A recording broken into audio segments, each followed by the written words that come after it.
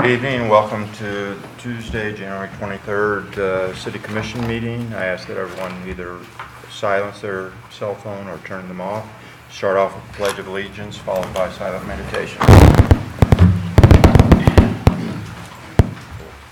I pledge allegiance to the flag of the United States of America and to the republic for which it stands, one nation, under God, indivisible, with liberty and justice for all.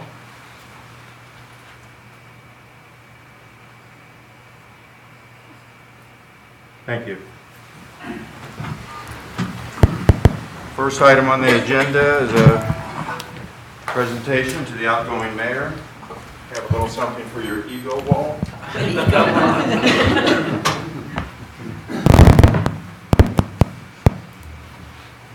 want me to come over here? Yes, please.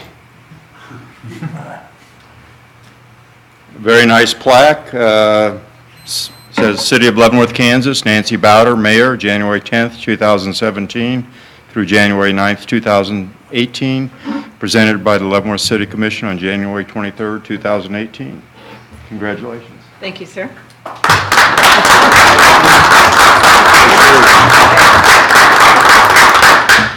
I just want to say welcome to the new commissioners, and I enjoyed working with the old commissioners. It's been my great honor to serve the community, so thank you again for this honor. Thank you, Nancy. Thank you.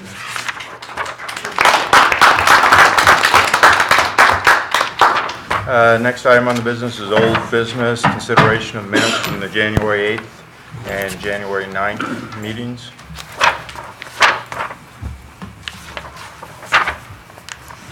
Any questions, any additions, deletions, changes? If not, I'll take a motion. I move that we accept the minutes of the January 8th, 2018 special meeting and January 9th, 2018 regular meeting. Second. Motion and a second to accept the minutes from the January 8th and January 9th meetings. Begin voting with Commissioner Griswold. Aye. Aye. Aye. Aye. Passes 5-0. Next item, second consideration ordinances, or ordinance number 3 for ordinance number 8066 to vacate a portion of Lynn Street. Carla Williamson, your city clerk, will handle this item. This item was on the January 9, 2018 City Commission meeting, and it was placed on first consideration. The only changes that have been made since you saw this on the 9th was we did contact the surveyor and had the correction of the name of Lynn Street. They had it spelled L-Y-N-N, and we had that corrected to L-I-N-N. So other than that, it's what you reviewed on the 9th and placed on first consideration. So we'll be ready for a roll call vote if you have any questions. Any questions or comments? The only comment that I have, and I think Mr. Daniels, when he presented at the meeting 2 weeks ago, mentioned by the city giving up this easement right away, for which we don't have a purpose for right now, that would be taken over by Geiger, and they would be paying property taxes on that additional property, correct? That's correct. I just wanted to, that's obviously an advantage of doing this, and so I thought I'd just point that out. Okay. Any other comments? This requires a roll call vote. I will call the roll. Commissioner Bowder. Aye. Commissioner Dedeke. Aye. Commissioner Griswold. Aye. Commissioner Wilson. And I vote aye. Passes 5-0. Next item, second consideration ordinance number 8067 to vacate the easement tract C of the branches addition number 2 subdivision. This also was reviewed on January 9th, 2018 City Commission meeting and was placed on first consideration. There have been no changes to the ordinance since that time, and it would be ready for a roll call vote. Any questions or comments from the commission? Seeing none, this is roll call vote again. I'll call the roll. Commissioner Griswold. Aye. Commissioner Wilson.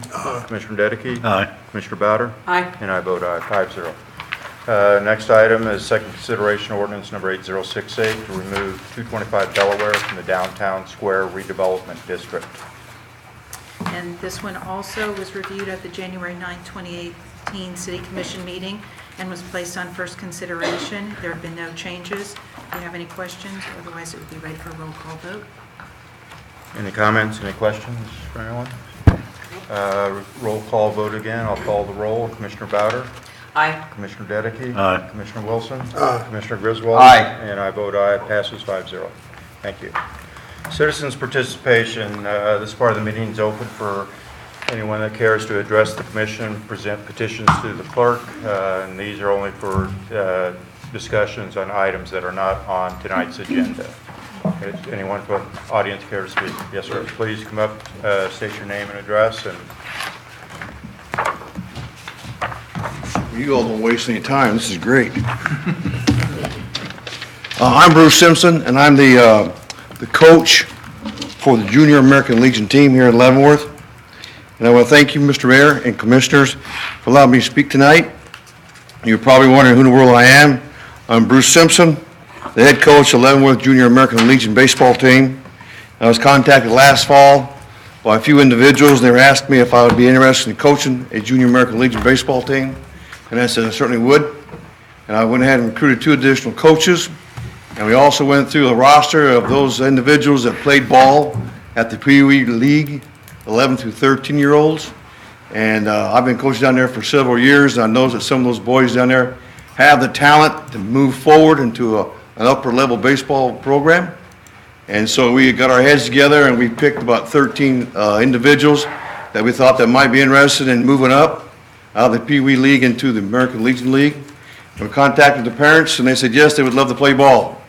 So we also contacted Mr. Bill Geiger, and he has already obligated himself to sponsor this team.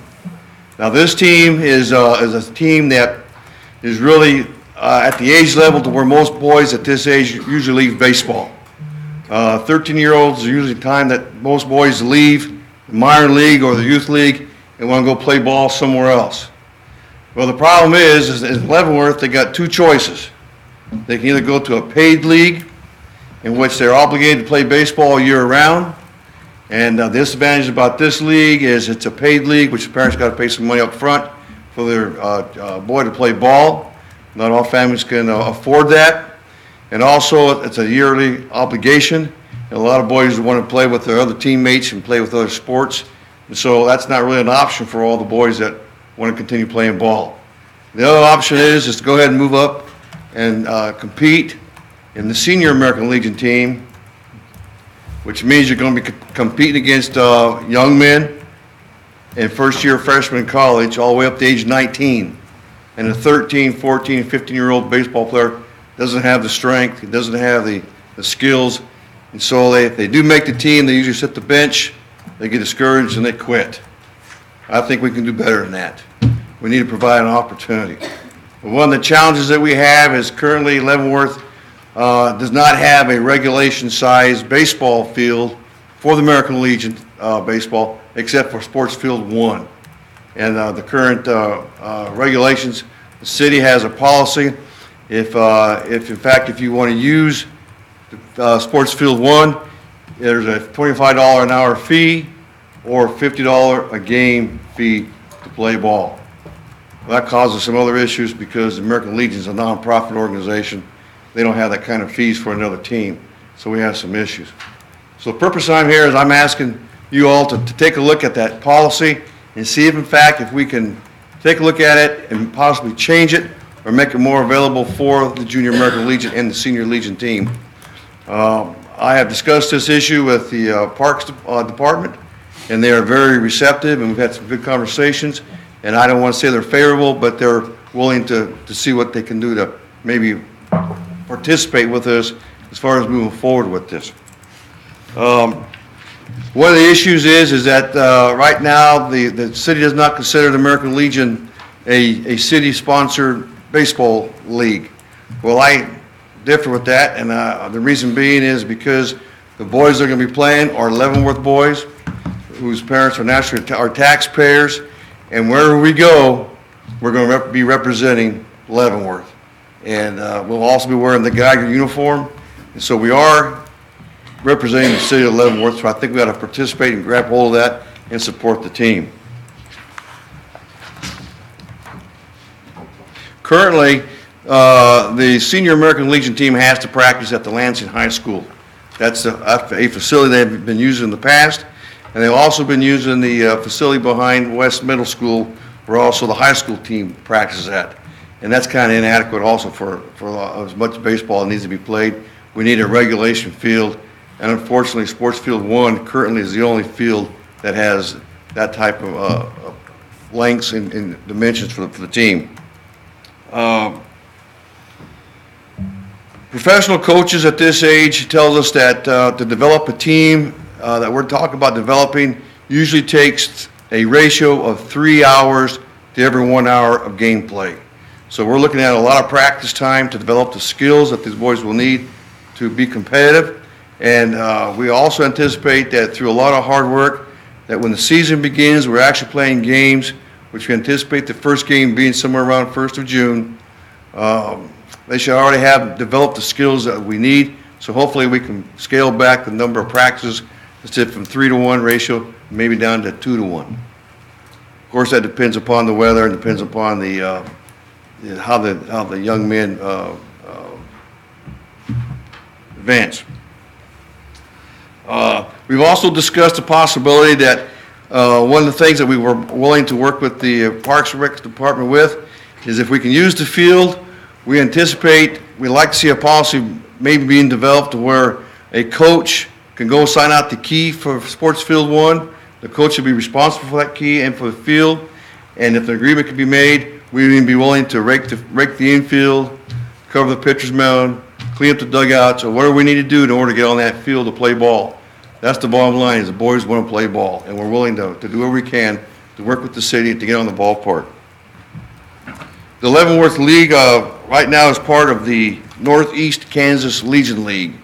We had a preliminary scheduling meeting last week, and it looks like that they're going to try to schedule somewhere around 20 games for the Junior Legion team. There's a couple more teams that want to come into the district, but right now they haven't made the commitment, so we're looking at somewhere around 20 games, with the games beginning sometime in the first part of June. I will start practice with these boys in March. And the advantage about this team is because they are so young, all the boys that we're talking about playing with us are in the 8th grade. So we can start a little earlier in March with them. And these are eager boys. I've coached them for a number of years, and they're going to make a good ball team.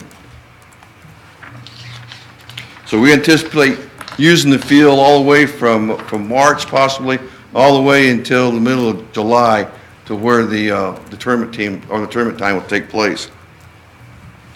Our home games, what we want to do at the home games, we want to have our home games at Sports Field 1 naturally, and we will play on the same nights that the Youth League, Pee Wee League is playing. Because those are the boys that are going to be drawn up to the Junior American Legion, is the boys that are going to be graduating from the Pee Wee League, 11 through 13. And I can guarantee you, if you got some boys that are going to Warren Middle School that are 13, and there's some of their buddies at Warren who will be going to high school next year, see them wearing a full uniform and steel cleats, they're going to be encouraged to play ball, and they want to encourage them to join the team. The ultimate goal, of course, is for the program to grow to where we have more than one team, maybe 2 teams, maybe 3 teams. I think we can get there if we can play at the same nights as the youth league is, because we're all going to have the potential people coming up to the league watching us play ball. And I think it's very, very important for them to participate and watch us play the ball. So we will draw attention to our team by playing on the youth league nights. The city park will, the park supervisors that support the city league will already be at the park supervising the rest of the ball fields there, so it won't be any increase as far as personnel required to be at the park at the same time we're playing. We also anticipate and encourage the folks that will be coming here for our home games, of course, to bring their fans, and along with the fans, hopefully it'll bring some revenue, and they'll get a little bit of taste of the First City hospitality. The Junior American Legion team is really a success story from the 11 to 13-year-old Pee Wee League, because the city has had an excellent program at the Pee Wee League for a non-competitive program for the young men. And we just want to taper off that and move right on into the senior league. And I mean, it's really a success story, and the city has a lot to be proud of because it's really an excellent program. Right now, there are 6 teams that are in our region that would be competing against our Junior American Legion team. And we'll play them twice, and there'll be 5 teams outside our region that we will be probably playing them on the weekends, traveling to. So we're talking about an excess of somewhere around 20 games, hopefully. The age group 13 to 15, this is the age group that most young boys leave baseball. And potentially they will find other ways to occupy their spare time. And I think we in Leavenworth can do better than that. The top 10 benefits of American Legion ball playing is, of course, you'll enhance the socialization skills for the young men. Of course, they'll meet new friends. It's also going to provide community awareness, and I plan on working real close with the Leavenworth Times because I definitely want them to cover our games. I really do. That's going to be very, very important for us. I'm going to give them the schedule. I'm going to really get in their knickers and have them really participate. If they won't write the article, I'll write the article. We got to get this information out to the young men in Leavenworth. Of course, it'll enhance the parent and player involvement and averts the energy that these young men have at this age from doing something else and playing ball. So it's an organized chaos, if you want to call it that. The boys need an outlet for this in the summer. It also helps their mental awareness and fitness, mentoring, a lot of mentoring, because we're going to get a lot of support from the senior league as far as coming down and supporting the junior league. And there's a lot of high school ball players that play American Legion ball.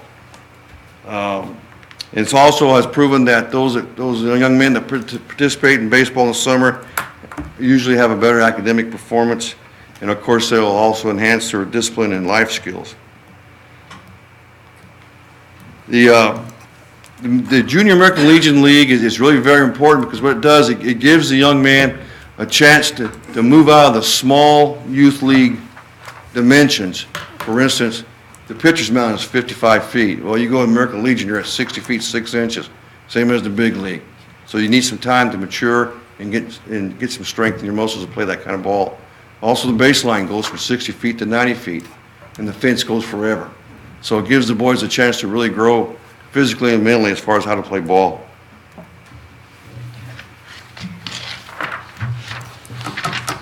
I don't want to cut you off, Mr. Simpson, but is your request to use the field for games or for practice? I need it for both. Okay. I have a few comments. You did make one statement saying the city does not recognize the team. And the city does. We're not recognizing the team. So it's not the city doesn't support it. And I laud your efforts. I grew up playing baseball, Little League at Hawthorne Park, up through American Legion sports field, back when sports field wasn't as nice as it was now. Our son played all the way through high school and played on summer teams similar to what you're having back in the day. Our sports field, as you know, went through I think $4.5 million, $2.5 million, 2.2 million. 2.6 or 2.6 whatever million upgrade, say 5-7 years ago. And sports field number 1, the biggest baseball field there, is close to being a professional field. It's not just dirt. It is special dirt that's probably the same as might be used at a college stadium or possibly Royals Stadium, Kauffman Stadium. We will not disallow you to practice, but we do charge $25 an hour or $50 for a practice to do that. And the reason is we don't want the coaches or the players cleaning up afterwards because this field takes different type of care. It takes someone that we have trained in the Parks Department to do that. We've had instances where there's a puddle around third base, for example, and somebody said, well, they just took 2 bags of kitty litter out there. And that's, on that field, we can't do that. On a dirt field, that's fine. So we would not ever allow someone else to do the cleanup. That's why we have crews there that do it, and that does offset some of the costs. Parks and Recreation is not a money-making division within the city, and there are charges, but at the end of the year, there's much more paid out than what is brought in. Other cities, we checked with other cities. For example, Baser, I think our Parks Department director, our city manager, assistant city manager called Baser on either Field of Dreams or one of their nice fields, say, hey, can we use your field to practice? And they looked at it and they said, No, you cannot do that, not on that field. You know, there's a cost because we have to have crews out there. We have lots of tournaments out there over the last few years. More and more tournaments have come to Leavenworth because that field is a primo field. We take overflow games from 3 and 2 down Johnson County. They like coming up here. Of course, they pay the full freight, $50 a game, which isn't, you know, insurmountable. And we don't even allow Leavenworth High School. We don't even allow them to practice on it. They practice over at West. We do have, there's other fields in town, obviously not with the 90-foot bases and the fences you need, but Eagles Field will be at 21st in Cherokee, right in that area behind the Eagles building. We're starting on that this spring, and that will be a full-size field, I believe, with a mound. Is Mr. Grant here? No, but I think it will have a mound, and 60 feet 6 inches, 90-foot bases, or you can make them 75, you make them 110 if you wanted. No fence, but if someone can hit it to that retention pond, you better sign them up for the Yankees or the Royals right away. So that field will be available this spring. I don't know that it'll be March 1st, but it's definitely going to be available this spring. So we have had this request before. We actually had the request from the school district, and we've always denied it. We're not, if somebody's willing to pay, we'll do it because we can have staff there to clean it up afterwards. But we charge for that for a particular reason, to cover our staff costs and to make sure it remains a outstanding facility, which it is. And I understand, I laud your efforts, but I cannot be convinced to grant you that. And I hope that you do play your games there and you get them scheduled. I hope you have to go through the scheduling with the Parks Department because they may already have other games there, so you don't get into any scheduling conflicts, but that's a separate issue. That's not for us to decide. But that's my position on it, but I don't want to, I have a question. take the wind out of your sails, but that's how I feel. But that's hear what the other commissioners have to say. Commissioner Bowder? And aren't there, as far as practice fields, we have Doherty, Jefferson, Cody, and Hawthorne, and probably some other parks too, right? Yeah, but most of them are Practice probably not fields. 90-foot bases. When you start getting kids 13 to 15, you're going to have some kids that'll be able to pop at 220, 250 feet, and they're going to be too playing small. on 90-foot bases. So better you for need, little kids. you need to I was do just curious that. about that. But I don't know if you've approached the school district about what the high school, which is a sanctioned high school team, the Kansas State High School Association, and they have been fairly successful, and they use West Junior High for practice. Of course, it's not as good as sports field. There isn't a field in town as good as sports field, number one. But the Eagles field, Mr. Tedder, do you know when? I know it's going to be done this spring, but by spring starts March 20th, and do you know if it's going to be April, March, when it'll be ready for use? I think closer to mid-April. Okay, we'll have that, and that'll be a full-size field that we'd encourage people to use for that purposes. We're not using that for scheduling of any games. It's going to be a full-size practice field. Well, I talked to Steve about the Eagles Yeah. field, and that's a perfect facility for practice. Perfect facility, and I'm not debating it. That's good. And then Steve and I talked about getting on sports field. I said, well, the problem is if we're going to play on sports field, we need to practice or we need to get on the field an hour or a day or two or whatever before the scheduled game, because the boys can get used to the peculiarities of the infield.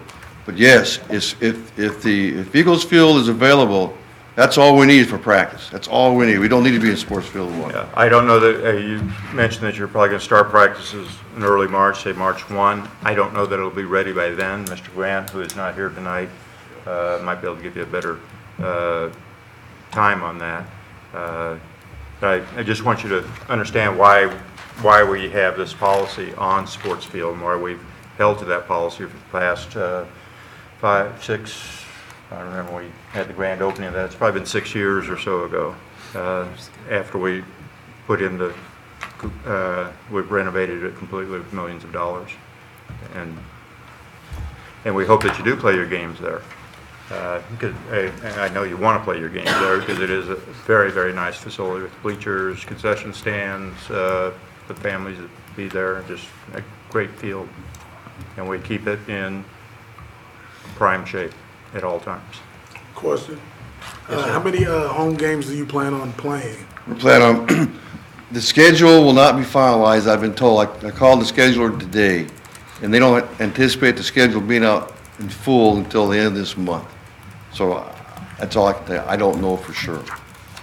Okay, and I know we can't take any plan of action right now, but with it being a nonprofit organization, I mean, would there be any consideration of waiving possibly the fees for home games? Since staff will already be present? We have tournaments there, American Legion tournaments, other tournaments, a lot of nonprofits. We still charge. Just because it's a nonprofit doesn't mean that we don't have our costs there, our staff there to clean up. We're not doing it to make a profit, but just because it's quote nonprofit, which it is, in my opinion, does not negate the fact that the fee schedule should remain in place. I'm very supportive of this, not all the details, but the overall concept that Mr. Simpson has presented with respect to the support of the youth in Leavenworth. What I would recommend, I mean, because we do need to discuss some details, because I think we may differ a little bit on the details. Could we have a study session in the near future on this particular subject, Mr. Mayor? If there's a consensus with it, I'm not in favor of it, but if there's three of us here that are, yes, we could. I don't know. We've had, over the last few years, I mean, the last couple of years, I've been really working to get more tournaments in here. I mean, just more opportunities for kids. And we have gotten. And we have gotten a lot more tournaments, so I can't really say anything, you know, if it's not been, if we don't know what the schedule is. But, I mean, the whole idea was to get. But the question is, can they use it for practice? Well, At no charge. I don't think, I mean, we I wouldn't happen have to that. agree that I don't think they should use that field for practice, but there are some other ideas that I have, and I would say good for the tournaments, but my first priority would be the youth of Leavenworth Right. with respect to, you know, teams coming from outside Leavenworth. So that's all Yeah. I'm saying. I Yeah. think it would be good if we had a study session, but like you said, we have to have a consensus to do Yeah. that, so. But I think the question at hand is, can they use it for practice for free, is what Mr. Simpson's asking. But for games. And for games at no charge too, and obviously practices too. And we have a very clear policy on that, and we've enacted approximately 6 years ago, and we've had other entities that have come to this commission over the last 6 years, including the school district. And we've said, here's our policy, and we've stuck by it, and we've looked at it very, very closely.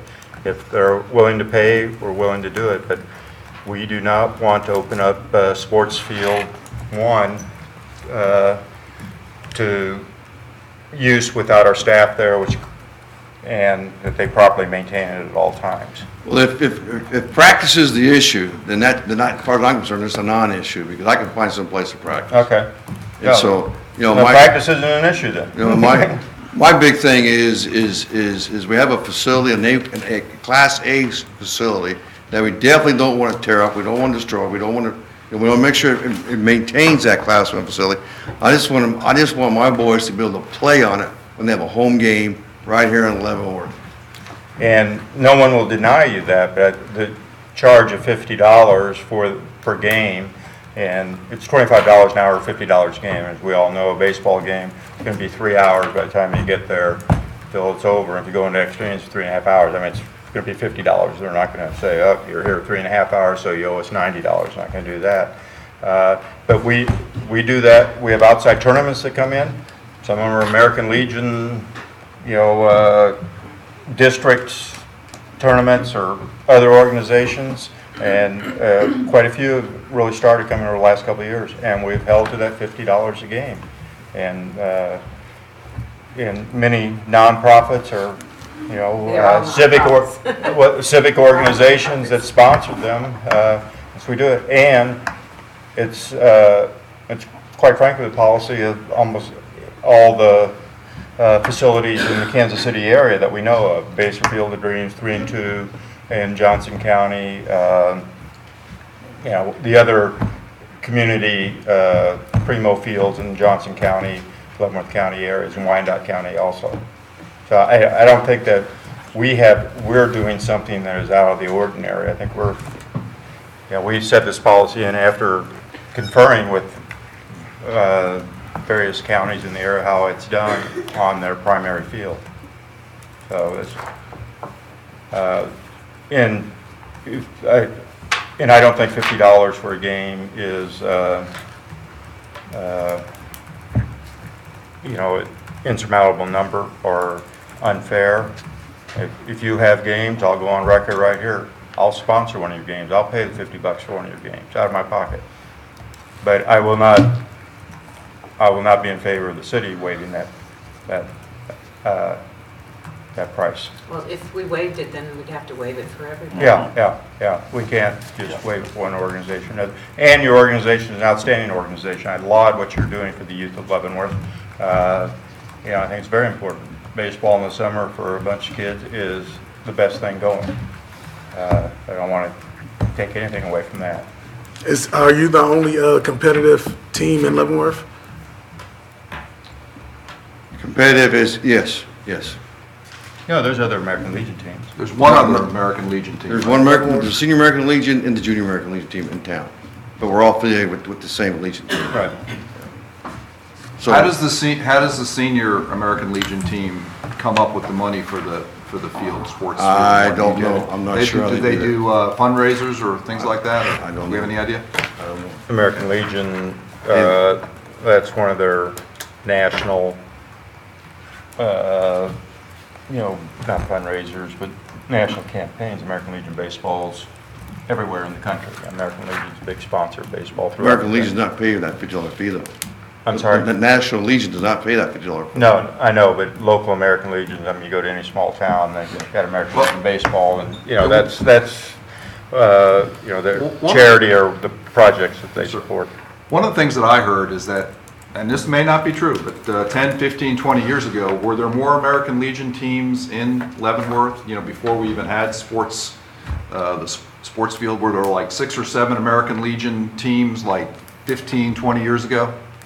I was told, I wasn't there either, but I've been told that Legion used to be a big time show. So here in I Leavenworth. think that's probably a correct fact, and all I'm saying. Yeah, no, the yeah. number of teams Yeah. years ago were more than what there are now, yeah. So I don't know. I mean, we would have to do an exception to policy if we didn't charge for the field. All I'm saying is that I think it would deserve 10 or 15 minutes in a special meeting that we have as far as, you know, the meetings we have every other Tuesday, but that's how I feel I about would it. have no problem with that. We could do that and then we'd have our parks director here.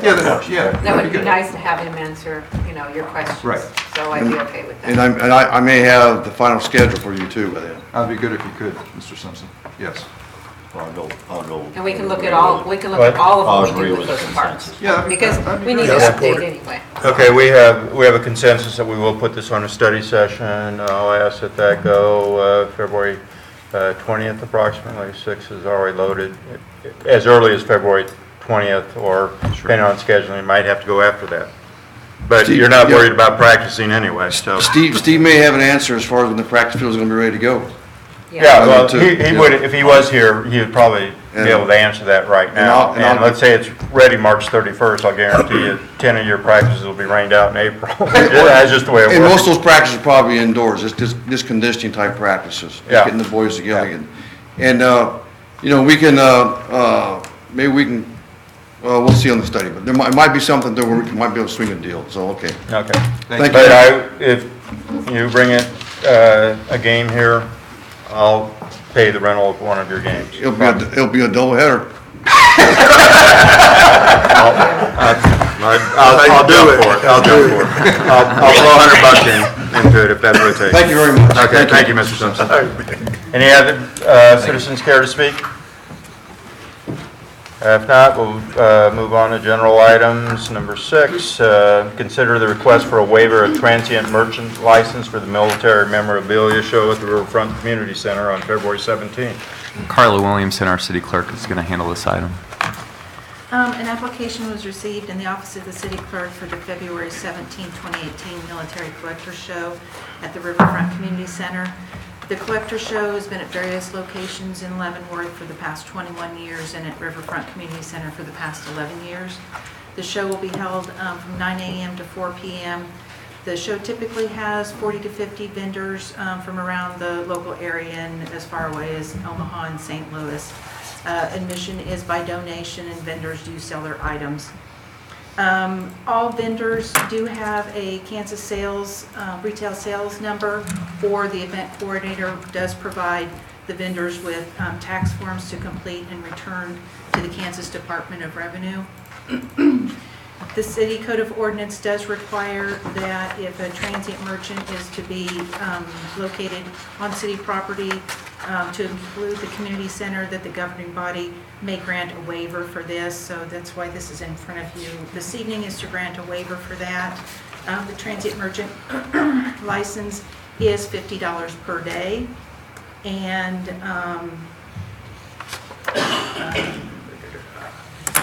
the application was actually submitted by Jerry Brown, who has put this on for many, many years. Due to his recent passing, his son, Trevor Brown, is here to answer any questions, and the family would desire to continue for Jerry's legacy to keep this show going throughout the community. So his son is here to answer any questions you might have about the show. Ms. Williamson, how many years have we done this now? We just said 11. Said 11. 11, yeah. and we've always waived it, haven't we? Yes, the commission has always waived it. Yeah.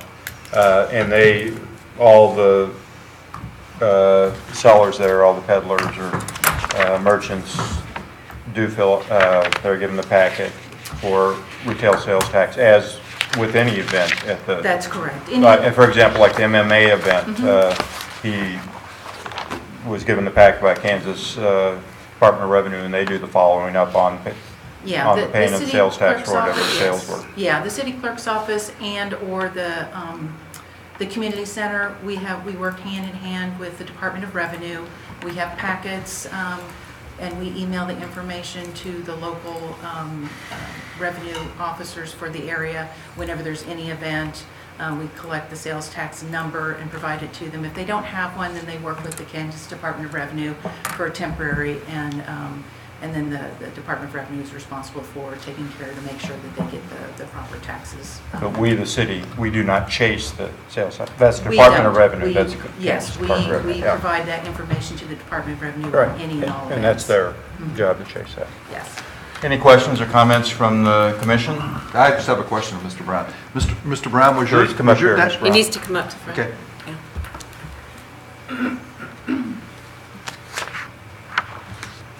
Was your dad a professor at the Command and General Staff College? Yes, he was. Military history? Yes.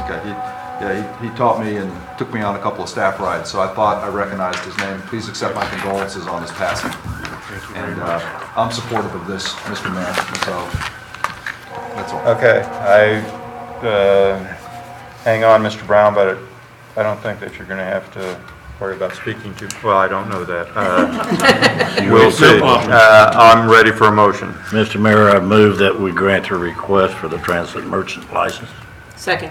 Motion and second, grant the request for a waiver of the merchant license for the event on February 17th. Begin voting, Commissioner Griswold. Aye. Aye. Aye.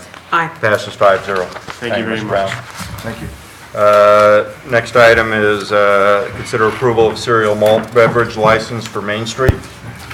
Gary Collins, our deputy city clerk, is going to handle this item. Thank you, Mr. Tedder. Mayor Preisinger, Commissioners. The issue is to request approval of the 2018 cereal malt beverage license. The application was submitted to us by Wendy Scheit, the Director of Main Street. She is not in the audience this evening, but this license will cover all of Main Street events for 2018 held at Haymarket Square. The application has been approved by the police department, and it's for on-premise. And the action is a motion to approve the 2018 on-premises cereal malt beverage license for Leavenworth Main Street program at Haymarket Square. Any questions for Deputy City Clerk? If not, I'll take a motion. Mr. Mayor, I move that we approve the 2018 on-premises cereal malt beverage license for Leavenworth Main Street. Second.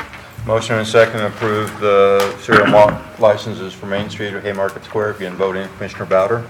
Aye. Aye. Aye. Aye. Passes 5-0. Thank you. Next item, I think you'll probably stay here one. Yeah, is a waiver of temporary liquor license at St. Joseph's Church and Immaculate Conception. Leo Fink is in the office. We received a letter from the Immaculate Conception St. Joseph Parish from Nancy Elmer, the bookkeeper, and we've come to you a couple of times in the years past on this, but they're requesting a waiver of the requirement that alcohol cannot be served within 300 feet of any church, school, nursing home, library, or hospital, to allow for the following temporary liquor permits to be used at the Immaculate Conception Church at 711 North 5th Street on Sunday, March 11th for the St. Patrick's Corned Beef and Cabbage Dinner. And the second is the St. Joseph Church located at 306 North Broadway on Saturday, June 2nd for the annual German Fest Dinner and Dance. The City of Leavenworth Code of Ordinances, Chapter 10, Article 3, Section 1083B allows the governing body to grant such a waiver if they find that the proximity of the establishment is not adverse to the public welfare or safety. Again, on behalf of the church is Leo Fink, the manager. He will make the application for the temporary liquor permits if they're approved to be used at Immaculate Conception Church and St. Joseph Church for their annual fundraising events. The action is to either approve or deny the request to waive the 300-foot requirement from any church, school, nursing home, library, or hospital, and the letter that they submitted is included in your packet. Just to make clear, what we're doing is asking us to take motion, action on waiving of the code requirement. We're not issuing the liquor license. That's Correct. a state. I That's apologize. a state. Yes, This is that's not correct. a cereal malt license. Correct. This is the real stuff. Temporary liquor permit, Yeah. correct. Any questions, comments? Something we do every every year, usually in January, that they come to us and can't have St. Patrick's Day without some beer. You can't have a German Fest without some beer, I'll tell you that. Any questions or comments? No. If not, I'll take a motion. Mr. Mayor, I move that we approve the request to waive the 300-foot requirement from any church, school, nursing home, whatever, for the St. Joseph Church and Immaculate Conception Church. Second. Motion and a second. Begin voting with Commissioner Griswold. Aye. Aye. Aye. Aye. Passes 5-0. Thank you. Next item is a review of properties on the demolition list, specifically 2068 South 4th and 1124 Potawatomi. Julie Hurley, your city planner. Thank you, Mr. Mayor. Again, this is a review of two properties that were previously placed on the demolition list, 2608 South 4th Street and 1214 Potawatomi. At the October 10th meeting of last year, the City Commission placed 8 structures, including these 2, on a list for demolition that directed the owners to begin repair or removal within 10 days from the date of that publication. At that same meeting on October 10th, Mr. Roger Eagle spoke regarding the property at 2608 South 4th Street. He indicated his intent to purchase the property and rehabilitate it. At that meeting, the commission did grant 90 days to complete the purchase and begin repairs. Since that time, Mr. Eagle has purchased the property and he obtained a permit to replace the roof and reconnect gas service. I do have an updated picture of that one. Let's see.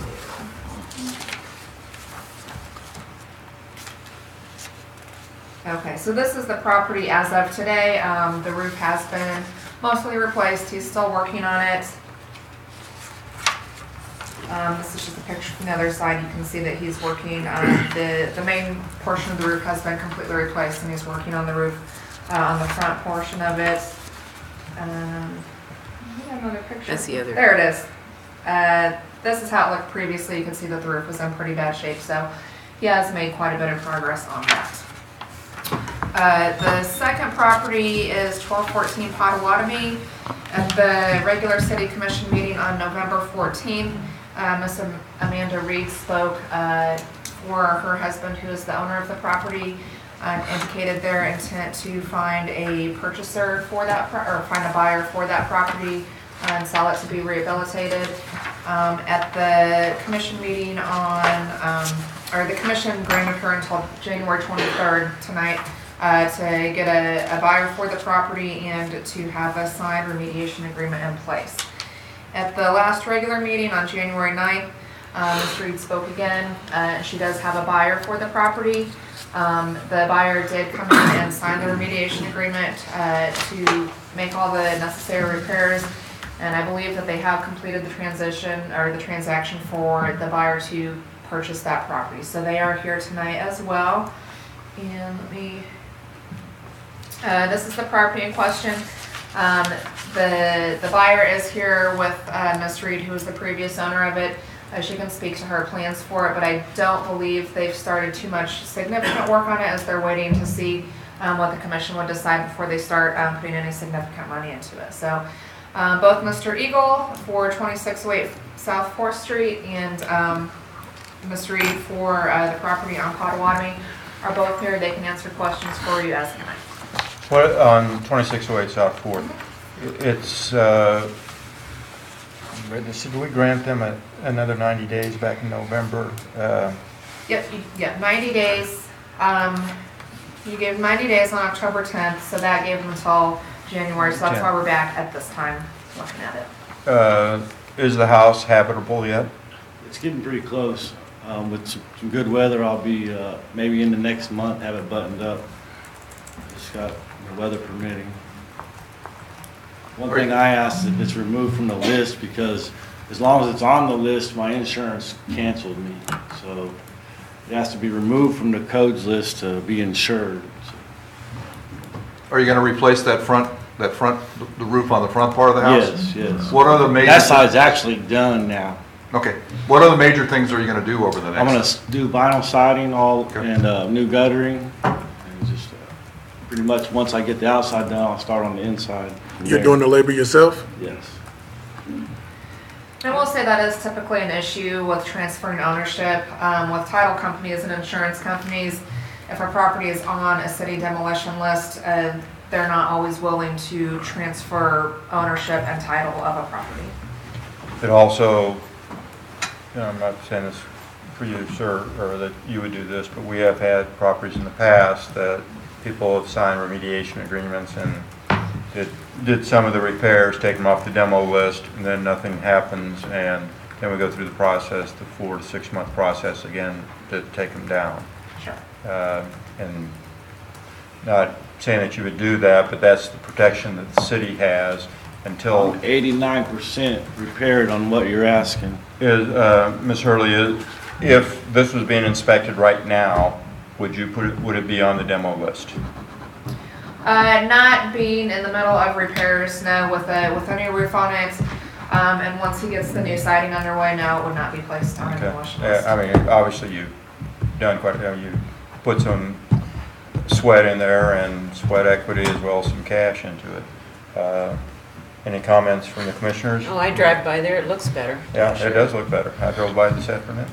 Yeah. Are you going to live there, sir? I'm sorry, Ms. Go ahead. Bowder. No, you're right. Will you be living there, or are you My gonna- daughter's going to live there. Okay. Okay, so both these properties will be held in one motion, or do we do them separately? You can do them separately if you'd like. Any other discussion in favor or I have not one in other favor? question, Go Mr. ahead. Mayor. I didn't see in the packet for the other property, I saw a remediation list. Is there a remediation list for this property? Did I miss it in the packet, or? No, we didn't have. I don't think he would come. I don't think he hadn't signed one.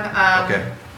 When he spoke to the commission, and the condition when he spoke on October 10th was just that he get the repairs Yeah. going, and since he And got he's doing that. Yes. But is there kind of a final inspection by the city, or, I mean, how does that work? The inspections come once he starts getting his building permits. Then city staff does perform routine inspections to be sure that those are being performed per code. And you have taken deed to the property? Yes. Yeah. Okay. Commissioner Dedekey? I have no questions. Let's act on these one at a time. Yeah. So let's start 2608 South 4th. Do I have a motion to either remove it from the demo list or retain it on the demo list and add an extension? Mr. Mayor. Oh, go ahead. Go ahead. Mr. Mayor, I would move that we remove the property at 2068 South 4th from the demolition list. That's actually 2608, that's a typo. 2608. I'll second that. Motion and a second to remove 2608 from the demo list. Begin voting, Commissioner Griswold. Aye. Aye. Aye. Passes 5-0. Thank you. Good luck, sir. Thank you. Now 1214 Potawatomi. Ms. Hurley.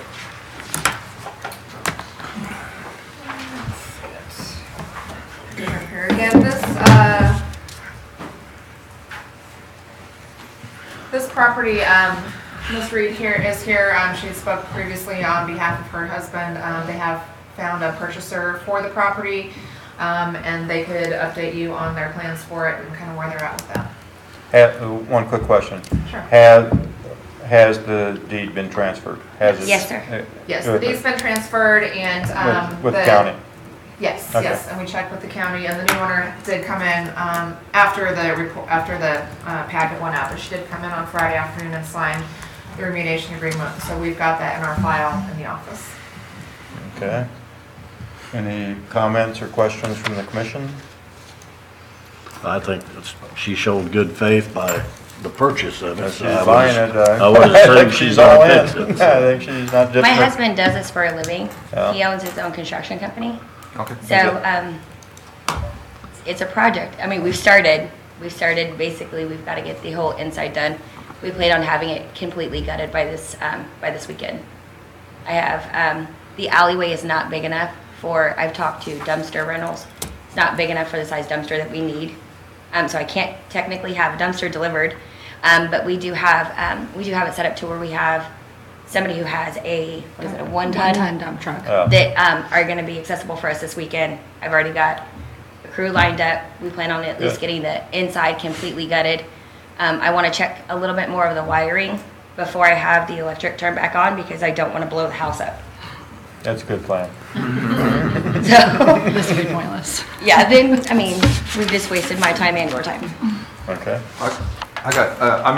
Your remediation plan is in the packet, but. Mine is a little bit more detailed than hers. I Okay. don't know if you'd like a copy of it. Yeah, I think you're on the right track, but I wouldn't mind getting an additional copy of it, because your point about the electric is a good point.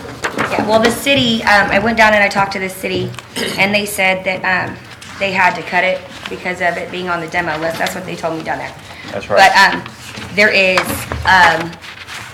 like I said, quite a bit of work that needs to be done. There have been animals that have been coming in and out of the house. So I need to make sure that once we get everything gutted, that when we do turn the electricity back on, that there's not going to be a short somewhere. Right. One other question, Mr. Mayor, just, Sure. will everything be done by the 23rd of April, or are we talking? Probably not. Okay, do we have an estimate in terms of when? It may be. I can't guarantee anything because once we get everything out, we have to, I call it the piano room because there's a piano in there right now. Okay. The floor is very, very flexible. So once we get everything out, we have to kind of do the structural, see if there's anything wrong with foundation. We got to brace up the floors and all that stuff. But I want to have it back on the market by spring. I don't want to sit on a house that's taken my money. So I hope to have it done and completed and back on the market by spring. I just can't guarantee anything. I know the last time you came and spoke to us, we kind of gave you the direction that, the original came to us and said, we didn't even know it was on the demo list. Right. And Right.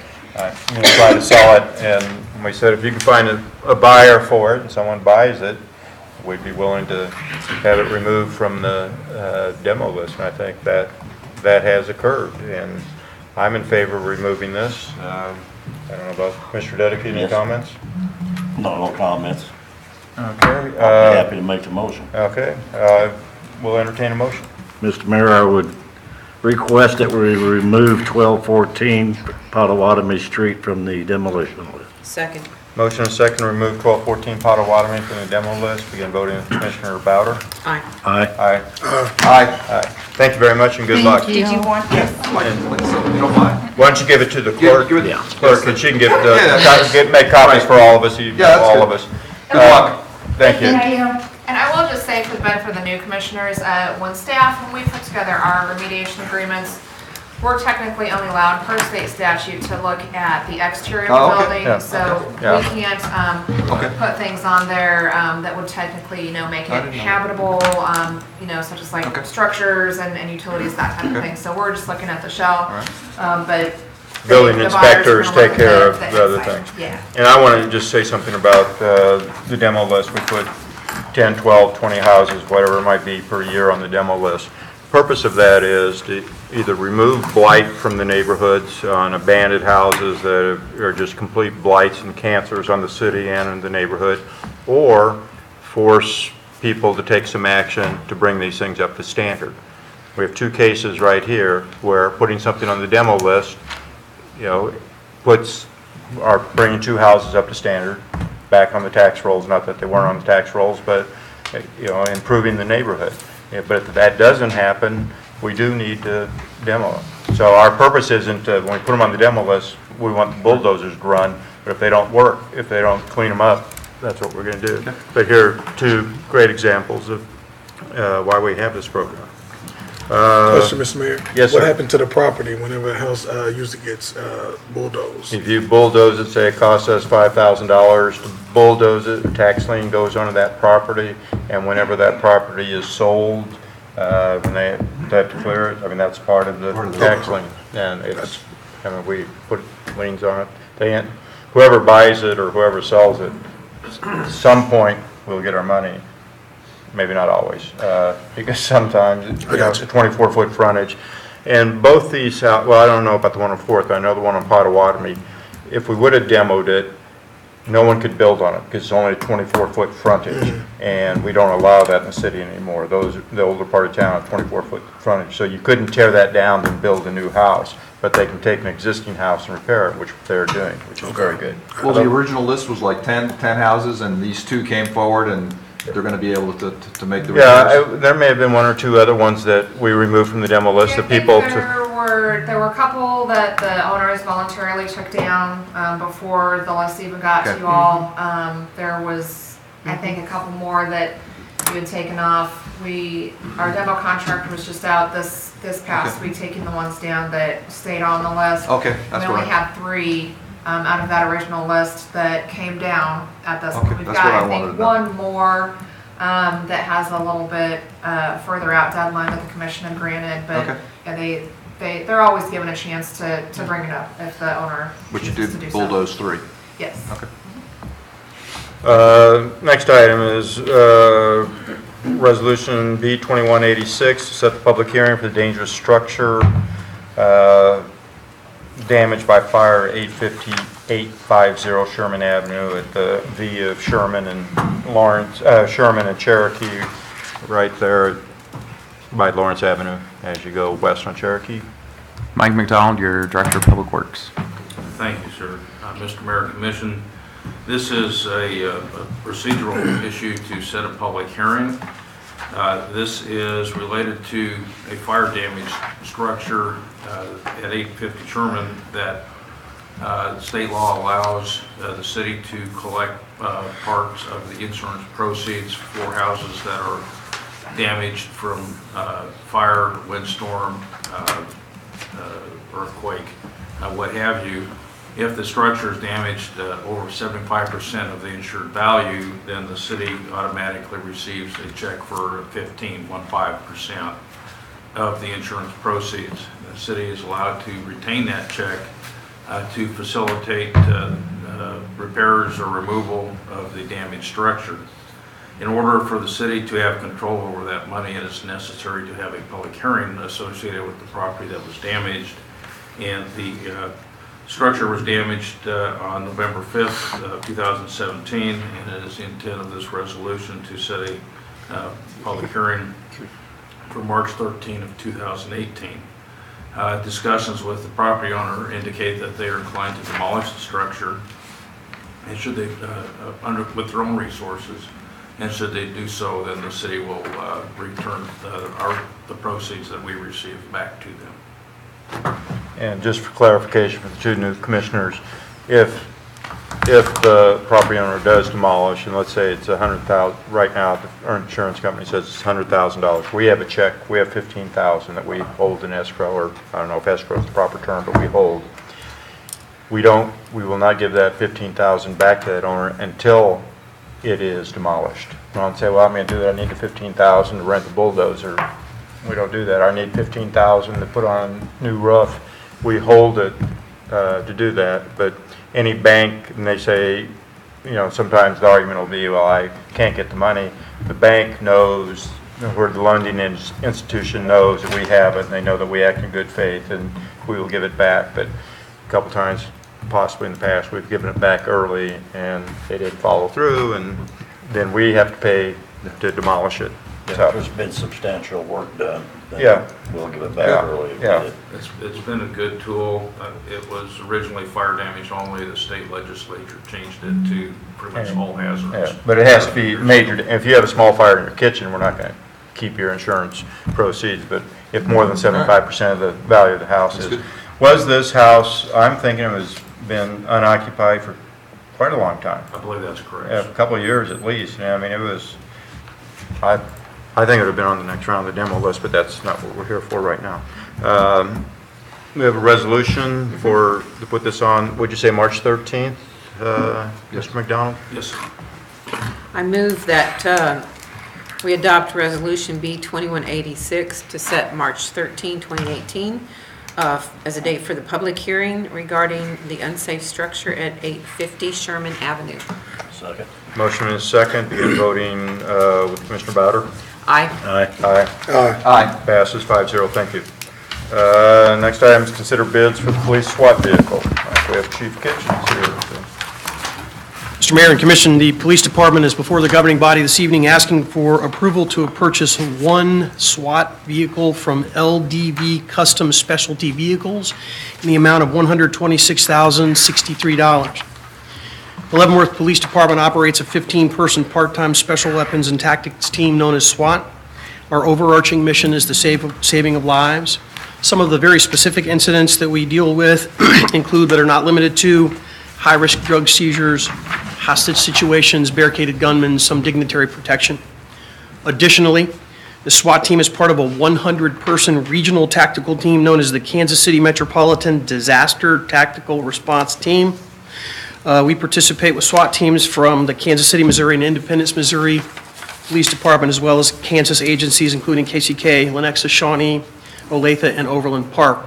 There are approximately 50 operators on each side of the state line, and we are essentially functioning inside the I-435 loop.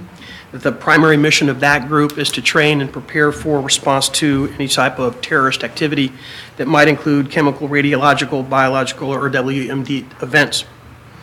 The police department's tactical team trains 8 hours a month, which is a requirement for national standards. In addition, they are required to train 32 specific hours per year relating to the regional group so that we can prepare and be ready for that mission.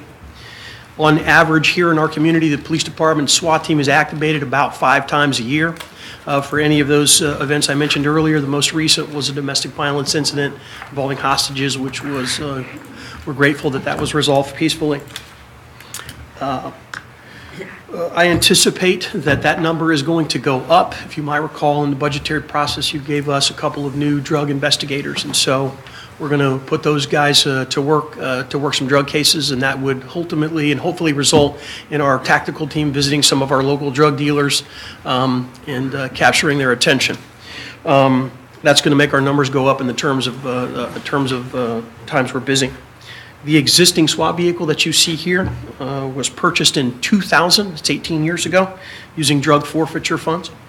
In the last several years, we've started to experience some significant mechanical issues associated specifically with things like weight.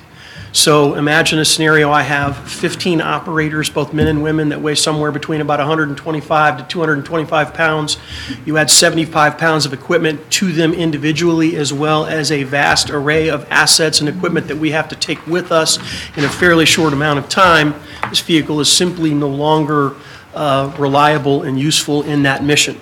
So Several years ago, we began to prepare for the process of replacing this vehicle. The new vehicle that we spec'd out would be much more suited for our needs. We prepared specifications for that vehicle and worked with 3 different companies and received bids from 3 different companies. We got a bid from LDV, which is the one that we're recommending for approval, Summit Truck Group for $136,570, and Summit Body Works for $195,830. The funding mechanism for the acquisition of this vehicle in the 2017 CIP, there was an allocation of $50,000. In the 2018 CIP, there was another allocation of $50,000, and there was a remaining balance of $26,000 that we're going to make up with drug seizure funds that we have currently available, which our finance director provided the fiscal comments that would support that. So I would recommend and ask for your authority to approve the purchase of the SWAT replacement vehicle from LDV, the amount of $126,063, and I'll be able to hopefully answer whatever questions that you might have. Just quickly for the new commissioners, on the drug seizure funds, and I don't know if that's only drug, but it's criminal money seizure, or is it only drug seizure money? 99% of the time it's drug seizures. But it can be criminal seizure. Right. When they seize money because of criminal activity, they can hold it. The only way it can be spent is on police activities, police equipment and things like that. We can't use it for potholes. We can't use it for community center or anything like that. And so this is a good use of the money. And there was a move a couple years ago by the state when they're in terrible budget crisis, which they still might be. There was discussion that they were going to retrieve all the drug seizure money from the municipal police departments and county sheriff's departments throughout the state, put it in the general budget. And I think most police and sheriff's department at that time said, well, let's spend this money down on whatever it might be, body cameras to protective gear to SWAT deals. But I don't think that's going to happen at the state anymore. But that's how some of that money is generated. But that's the only way it can be spent too. And this is a good use of it, in my opinion. You had a question, Commissioner? I had a question, thanks for your presentation, Chief, on specifications that you put out. Does the one from Summit Truck Group, which is about $10,000 more, does that have more capability than the one you're recommending, the LDV option 1, or are they the same in terms of the capabilities that those 2 vehicles will give the police department? Let me answer that question. In this particular case, the one that is the low bid is the preferred one. Okay. As a matter of specifications. In an instance whereby a department director would have several bids, okay, and they would might make an argument to the governing body that although this one is a lower bid, this other one meets a more close need, than we would do that.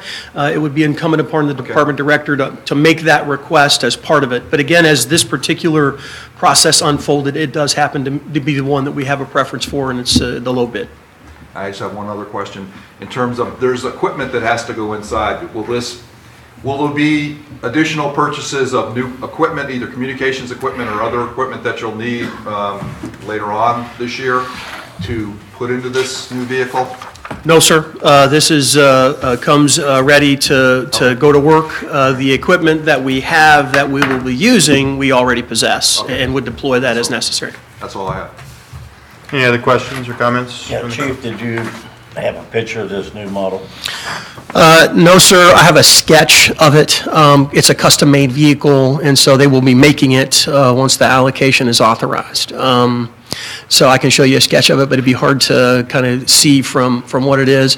Sort of generically speaking, it'll be slightly longer than that, and with a little bit more storage capability on the internal side.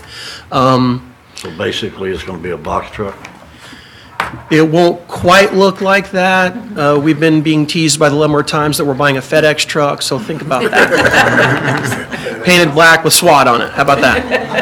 You could probably sell that one to a plumbing company. It looks like a good plumbing truck. We are actually going to retain that. Now, normally we might think about trading that in, but my colleague at the service center have asked to acquire that. They're going to use that to haul inmates around when they help the city do work.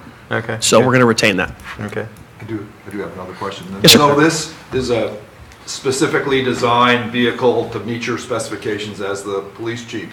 Has this firm, this company made other types of, I mean, these vehicles to the specifications of other police forces? I mean, they've been in business doing this for a while, right? Yes, sir, and that's one of the criteria that we look at first, which is why there's really only 3 companies that, that we worked with, because that's part of the expectation would be that you know how to do that, and we've seen some of their products, and, and we're comfortable with this selection.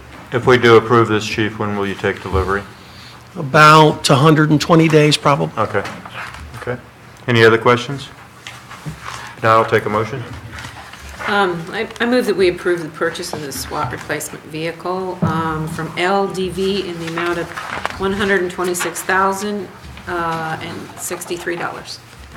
I'll second it. Motion and a second to approve purchase of the police SWAT vehicle. Begin voting for Commissioner Griswold. Aye. Aye. Aye. Aye. Passes 5-0. Thank you, Chief. Next item, Chief's up again. Yes, sir. Sole source bid for laser scanner. Yes, sir. Mr. Mayor, Commissioner, the Police Department is requesting approval to purchase one 3D HWLS Focus 70 laser scanner from Faro Technologies Incorporated in the amount of $44,548.23.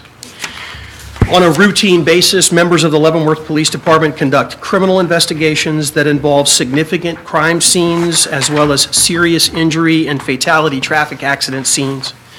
Each of these investigations require that we capture an accurate representation of the scene, which is critical for the ultimate mission of prosecution of someone responsible for a crime. Currently, the way that we do that, it's done manually. Imagine a scenario in which we had a traffic accident scene, which I have given you a sample of here. That is in our community, there's a traffic accident. It is not a fatality, it's a regular routine traffic accident. What we would have to do, and what we do routinely, is go out to the scene and capture that so that at some point, if we believe someone's responsible for a crime, we need to recreate that for criminal prosecution, and specifically that of a jury. We have to go out and find reference points and measure each particular piece of evidence that might be relevant in that investigation to determine a fact using a tape measure or a roll of tape or some ruling. We have to do that. We do that manually. And so if you would mind taking a look, there's 2 cars, there's debris everywhere, there isn't a point of impact, there's skid marks on the road. All of that information can be and is relevant to an investigation into determining what happened. We have to capture that, measure it, and bring it back.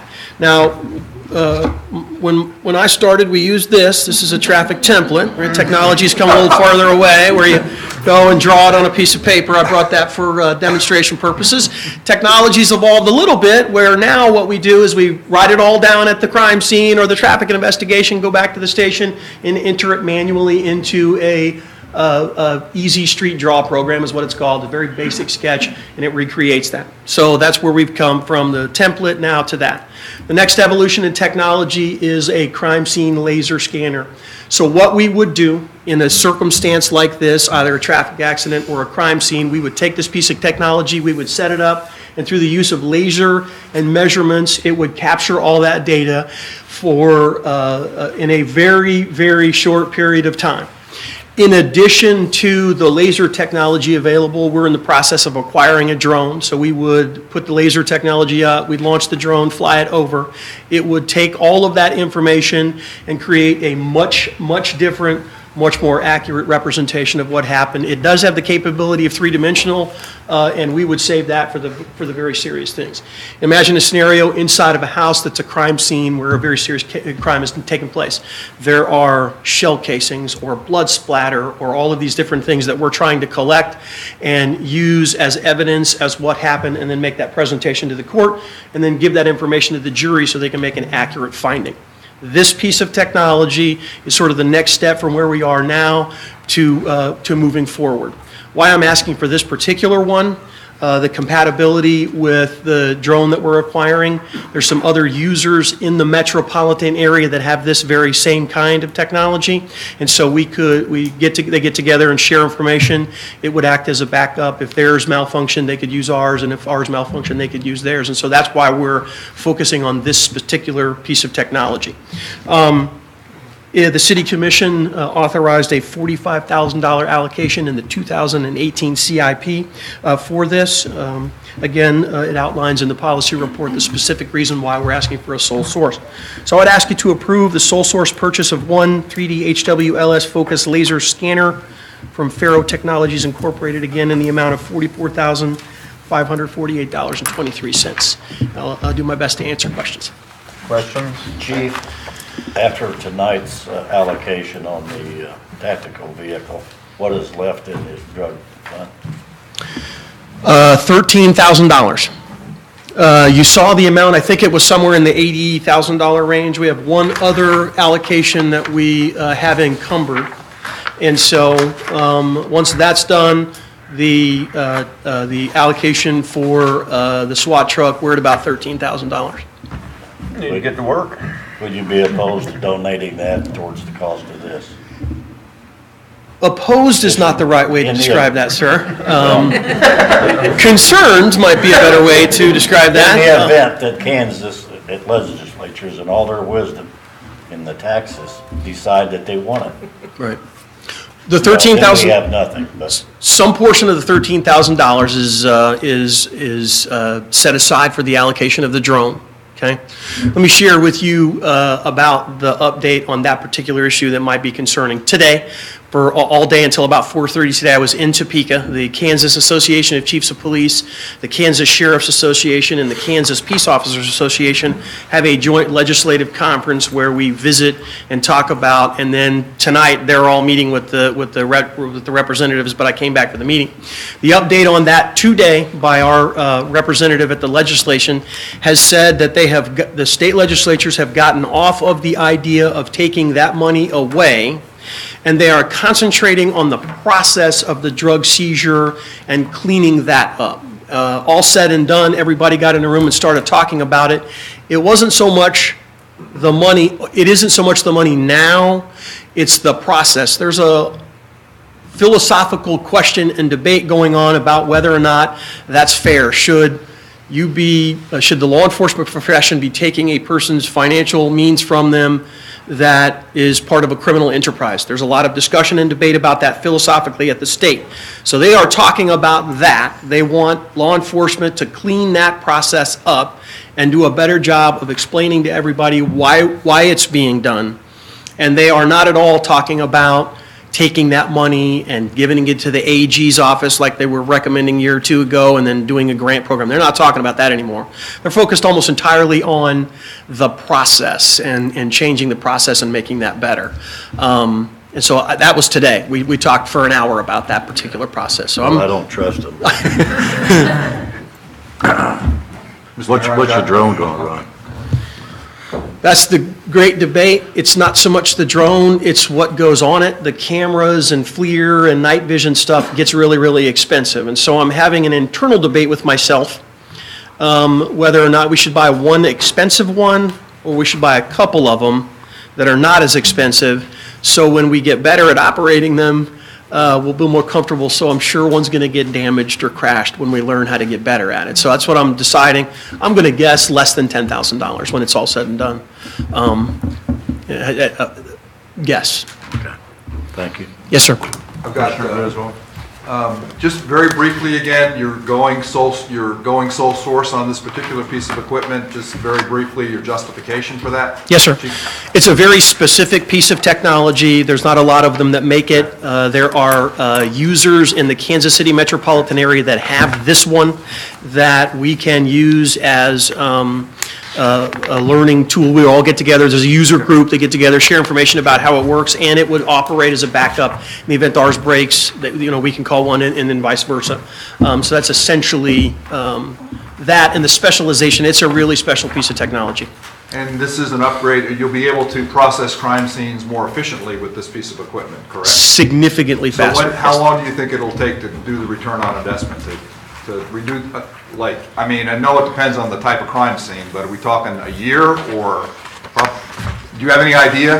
It just depends on the. I don't want to be callous, but that's volume driven. So okay, the less stuff we have to process, the longer it will take. Let me share with you an example here. I would imagine that if we had to conduct conduct a complete reconstruction of this traffic accident scene, you're probably talking about 6 or 8 hours out there measuring, and with this technology, probably a half hour. Okay, thank you. Yes, sir. Any other questions? No, I'll take a motion. I move that we approve the sole source purchase of one 3D HWLS Focus 70 laser scanner from Faro Technology for no more than $44,548.23. Second. Motion and second to approve the purchase of the laser scanner. Begin voting, Commissioner Bowder. Aye. Aye. Aye. Aye. Passes 5-0. Thank you, Chief. Thank you. Next item is change order to 2017 WPC landfill contract with Ham Quarry. Mr. McDonald, I'm guessing? Thank you. Mr. Mayor and Commissioners, this is related to our contract with Ham Quarry landfill outside of Lawrence for disposal of sludge from the wastewater plant. We estimate each year how much sludge tons will be necessary to be disposed of, and it appears that we have underestimated that for the calendar year of 2017, and as a consequence, we're requesting that the City Commission approve change order for the sludge actually hauled in 2017 of $8,923.76. City had originally budgeted $70,000 for this. However, as we've underestimated it, additional funding would be required. We have asked internally is how does one end up with 11% more sludge than you had estimated? And in short, there's no real clear answer on that, particularly as our flows were down between 2016 and 2017. Yet our basic treatment processes all were up, indicating for higher use, if you will, at a lower volume. We do not know what caused that. But it was not a fluke in sludge like we found some that we'd forgotten about or anything. It is. You haven't been hiding it. Everything was up. More incoming product, I guess you'd say. So basically, we've got a bill for extra, how much is it? $8,923.76. Well, you owe that. But we're bidding services, right? We will be rebidding sludge contracts. It's in process as we are here this evening. Typically, we will get prices from usually 3 disposal locations, and we try to operate with that within that framework for typically 3 years. Any other questions for Mr. McDonald? If not, I'll take a motion. I move that we approve the change order for the 2017 contract to Ham's landfill for the disposal in the amount of whatever. How about $8,923.76. Will that work? Yeah, better. Did you second it, Commissioner Deddy? Yes. Motion and a second to approve the change order in the amount of $8,923.76. Begin voting, Commissioner Griswold. Aye. Aye. Aye. Aye. Passes 5-0. Thank you. Next item, design contract with Trainer about the Riverfront Community Center Phase 4 stone replacement project. Deputy Director Mike Hooper is going to handle this item, and then he has a representative from Trainer HL here to give you a brief presentation.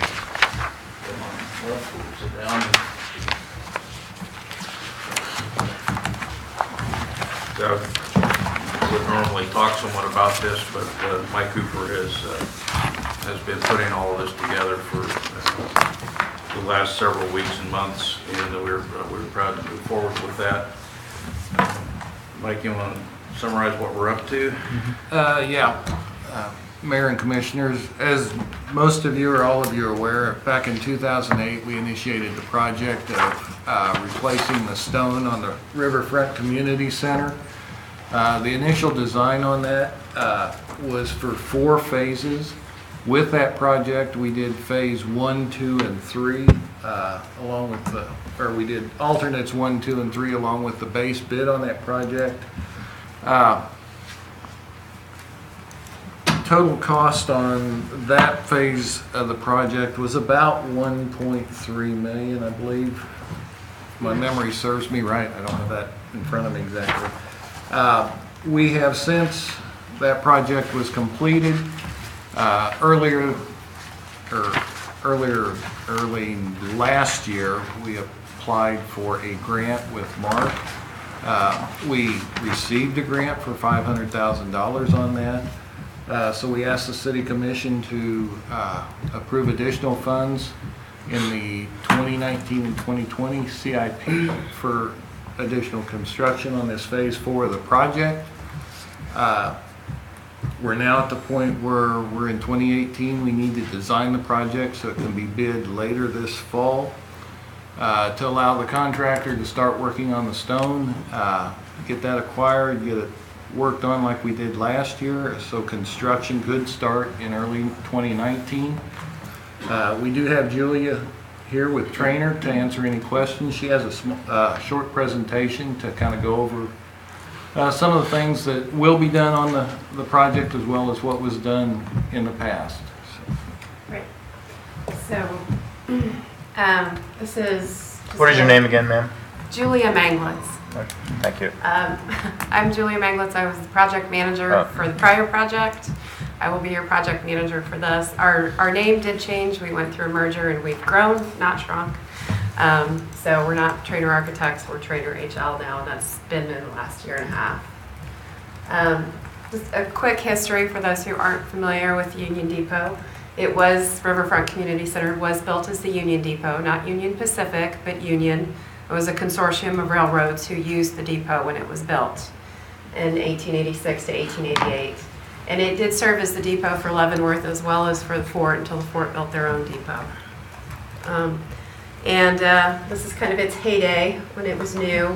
It was designed by prominent Chicago architects, Cobb and Frost, who were also responsible for a number of buildings in Chicago, including buildings at the University of Chicago. Like most of us in midlife, we start experiencing some changes. The depot was no different. You can see in these photos that are mostly from the 1940s that you're seeing significant deterioration in some of the stone elements. That is a combination of the original stone choice as well as the pollution that was present. This was a depot, so it was subject to a lot of pollution from the railroad, as well as the industrial area that was around the depot when it was built.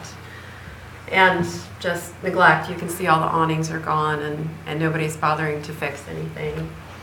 About the time it turned 100 years old, the city took it back from private ownership, which it had passed into, and adaptively reused it into the Riverfront Community Center. And it again became, I think, one of the jewels of the community. I'm always impressed with how many people use this building when we're there working on it, and it's hosted so many community events.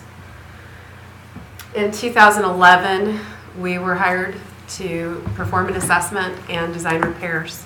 And so these are some of the photographs from 2011. What we encountered is sandstone that was case hardening on the outside to about an inch thick, which meant we had very heavy, large pieces of stone that were ready to just come off the building because the layer that bonded it to the rest of the stone had turned to sand. And this is a combination of deterioration that's mostly driven by pollution, but it is unique to sandstone, particularly the type that was used here. So we worked with our structural engineer to document the stone sizes and get a better handle on how it was constructed so that we could make appropriate recommendations that would also be durable solutions for the building and select a good replacement stone. As Mike's already mentioned, we bid it with a base bid and several alternates. The base bid really was the front entry of the building, and we did this to make the best use of the funds that the city had at the time and prioritize this based on condition, as in how much risk do we have of something falling off the building and injuring someone. And then the second priority was water infiltration, and the very last priority for us was aesthetics. So the front entry was the focus of the base bid and phase one or alternate one. You can see that it's outlined in blue. The area in blue on the elevation is actually a portion that we took down and rebuilt, and the photograph in the center is the middle of that rebuild. You can see the window openings coming back up, and that's our rather tall structural engineer at the end of the scaffold there. We had to do that because of the years of water infiltration had the arches spreading, and there was not a good way to replace the stone and keep the wall intact. The second area that we focused on was the gable at the end of the men's wing. This gable had been spreading over time, and we had, again, the entry for the senior center on the west side of the building, and these tall corbel stacks, this is a rebuilt one that you're seeing in the larger photo, those were kind of starting to lean out of the building, and so we rebuilt this entire gable end, replacing the stone. We did keep most of the brick intact on this end, though. And so these are some of the photographs of the rebuilt stones being put in place. The third place that we focused was the other primary entry that had some threat from overhead, and this is more the employee entry that's on the riverside off the parking lot. This is a very tall portion of the building, and it was probably, I don't know, it was a contest. Which end of the main portion was the worst? This one was pretty bad too. As part of the project, we also did some repairs to the entry bridge. We had a lot of water infiltration that was happening where this concrete bridge that was part of the 80s renovation attached to the historic building. So what you're seeing in the picture on the left is deterioration of a steel beam that supports that entry bridge. We repaired steel beam ends as part of this, and then we reworked the wearing slab of the concrete, not the structural slab, but the slab that takes the weather. Reworked that and some waterproofing and added drainage to this to help improve the situation there at the door, because in heavy rains we were getting water under the door and into the community center. So what remains is what we call phase 4 or alternate 4. And this really is a lot of the horizontal bands around the building and the gable end on the women's, as well as the end of the senior center or the old freight wing. There are 187 stones left to touch on the building. A lot of them have this case hardened, and this is a good example of what that case hardened layer looks like when it starts to fail. While we don't have a whole lot of imminent threats to people, these are areas where we do have some threats to the building damaging itself, because we have roofs below most of these areas and skylights. They're also a risk for water infiltration. And these are just some before and afters from the work that was done prior. So this is the chimney that caps off the end of the men's wing. The sheet metal cover was about to be lost, and you had birds getting in through a huge hole in the chimney stones. And you can see all the deterioration that was happening along the rake. We also fixed the way the roof and the wall come together here to beef it up and make sure that it was more waterproof than the way it was originally designed. And that's what I have. Thank you. If you started the project in 2019, how long will it take before you complete the project? Well, we would anticipate that construction this time would be done within 2019. That's always there's always a bit of a caveat. The stone for the project, the year that we started the first round of repairs, they had a very protracted and wet and cold spring.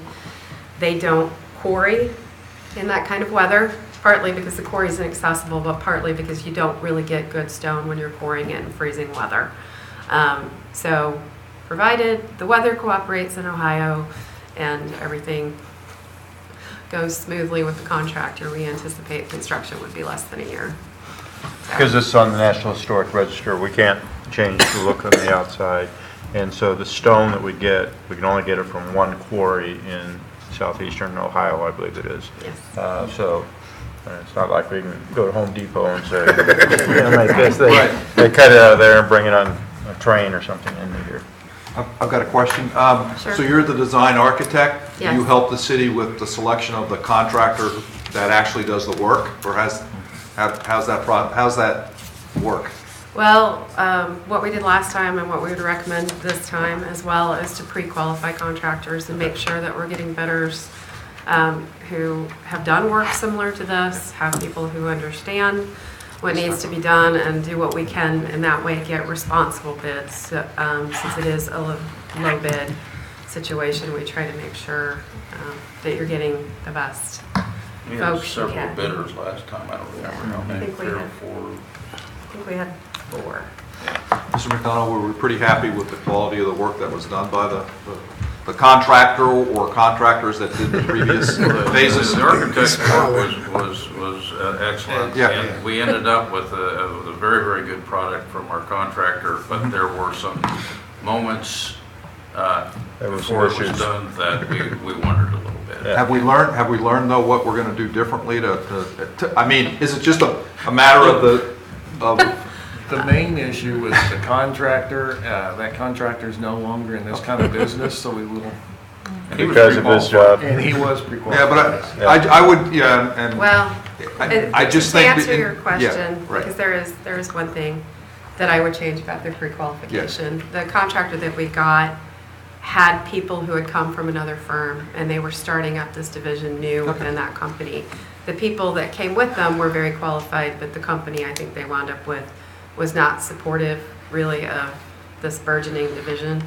So I think next time we would not allow somebody who doesn't have, we would not allow them to transfer history from another company Right. to this company. That would be the one thing I would change. We can pre-qualify them, but once we set out the specs and what the qualifications are, whoever comes in with the best deal, we have to take.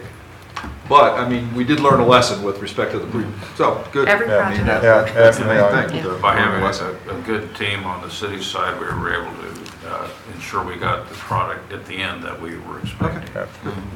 And keep in mind, this bid is just for the design Right, work correct. and the architect, nothing to do with construction, which you'll be doing this year. Okay. Yes, the design work to get it bid and the building would happen this year, so that construction can start as early as possible in 2019. I have one technical question. The building, when it was first built, was constructed partly with sandstone? Sandstone, yes. Do we use sandstone, or is there another, because that apparently isn't too hard a rock, is it? Sandstone is a very good rock, as Okay. long as you get good sandstone. Okay. The sandstone that was used here, we colloquially call Tonganoxie sandstone, which is a very good aquifer, but I don't recommend it as a building stone. Right, okay. And they likely just didn't understand that when they selected it. We see it a lot in Kansas City, Kansas, and you'll see it around Leavenworth if you really start to pay attention. So the sandstone we use out of Ohio has a very long history. I've seen 100-year-old plus installations as far north as Quebec City, which has much more extreme winters than we do. So we have confidence that it's a good sandstone that we're going back with. Thank you.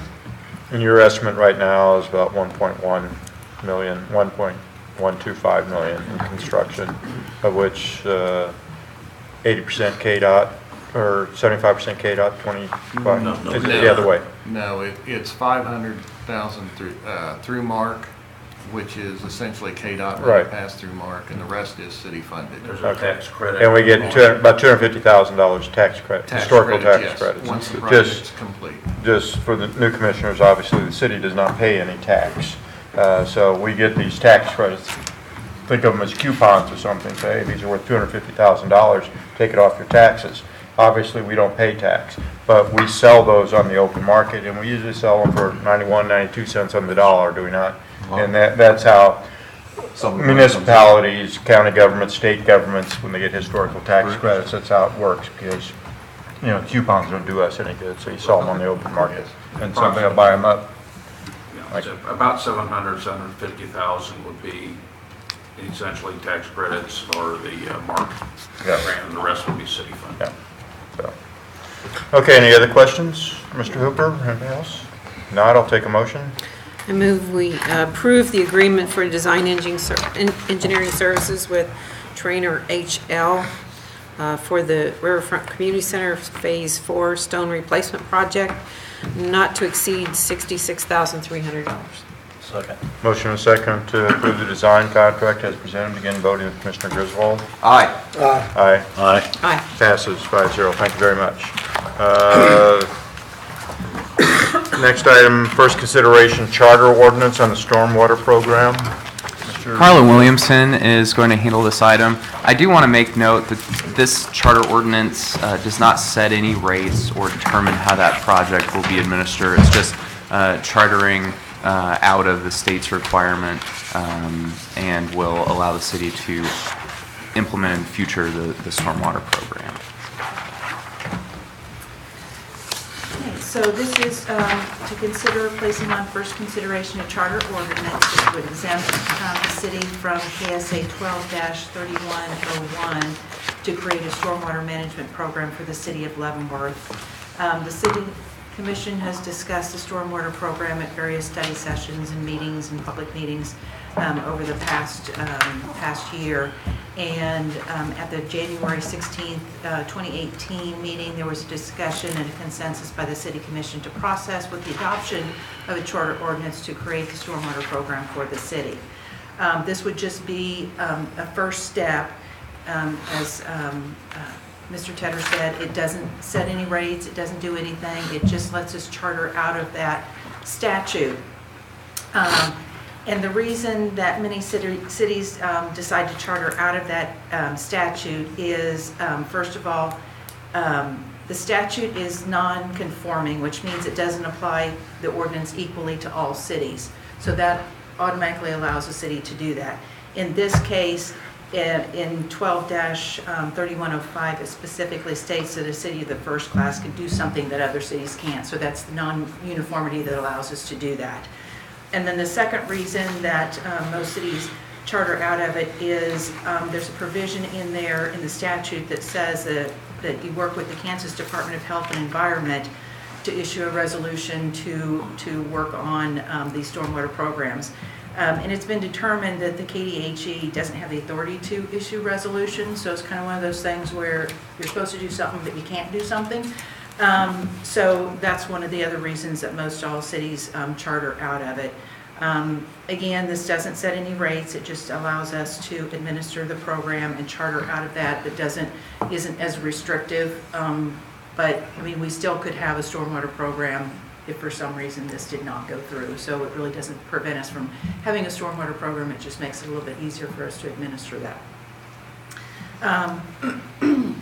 A charter ordinance does require a longer process than a regular ordinance, just information for the new commissioners.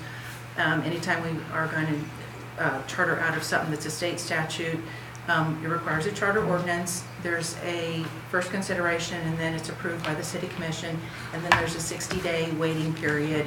That's a protest period that if anybody would like to put together a petition and protest the approval of the statute or of the ordinance, they could do that, and then it would have to go to a vote. If there isn't one, then on the 61st day, then it becomes one of our ordinances. The city attorney, Tom Dawson's here. If you guys have any other questions about anything in the ordinance, he or I can probably answer those for you. So. Any questions for Mr. Dawson or Ms. Williamson? I don't have a question, but this is really expressing our intent as a commission to move forward with the stormwater Program. renovation improvement program. It's getting And stuff in place. So I'm we get completely our supportive rates. of that. It has to be done. So. Do we have a consensus to move this forward? Yes. Yes. Okay. Thank you. Consent agenda? Commissioner Griswold? Yes, I did review the claims for the period of 6 January through January 19th, and everything seemed in order as far as I'm concerned. I will present a motion in the past. Is there any specifics that You got to read that. No, I understand that, but I mean, it was a good learning experience, but is there any expectation of the commission that I review any of the higher cost items on that? No. No. All right, okay, very good. Unless there's, No, there was something comes to mind, yeah. Right. It's a deal. No, there's not. Okay.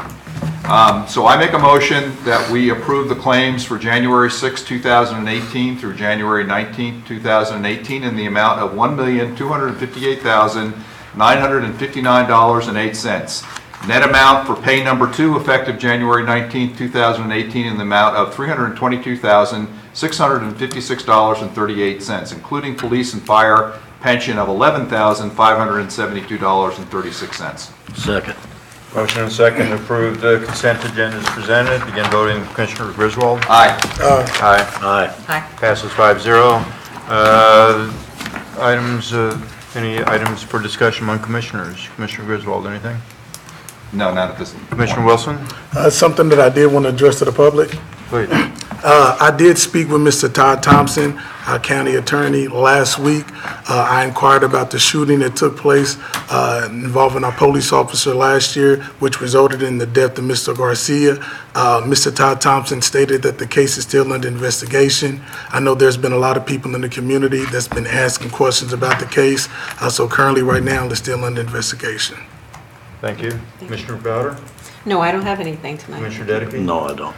I just have one comment, nothing about city business, but obviously we went through another government shutdown over the weekend. I think, they solved it last night.